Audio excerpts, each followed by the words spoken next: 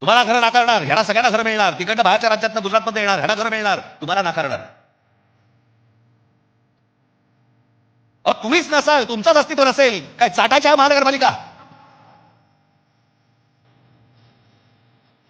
काय उपयोग आहे या गोष्टींचा? आम्ही भले आमच्या वचननाम्यामध्ये सांगितलेल्या अनेक गोष्टी आहेत ज्या उत्तम करू, उत्तम शहर करू, चांगल्या गोष्टी करू. मला असं वाटतं उद्धव ठाकरे आपल्या भाषणामध्ये या गोष्टी सांगतीलच. अरे पण तुम्ही असायला पाहिजेत ना त्याच्यासाठी. तुमची काय किंमत करून ठेवली आहे लोकांनी?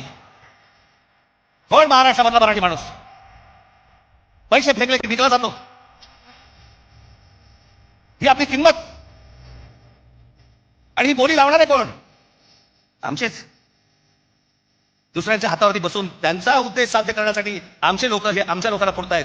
काय दुर्दैव आहे तुला. त्या अशा परिस्थितीमध्ये ही आजची निवडणूक होती आहे. ही मराठी माणसासाठी शेवटची निवडणूक आहे. आज जर चुकलात कायमची मुगलात नाही समजा. आज जर तुमच्या हातात ही शहरं गेली, त्यांच्या हातामध्ये गेली, उद्या राजानं मारलं आणि पावसाने झोडलं, तक्रार कोणाकडे करायची? आज इतर इतर राजकीय पक्षांमध्ये पण जे मराठी लोक आहेत, माझं त्यांनाही आव्हान आहे, सोडा ते सगळं.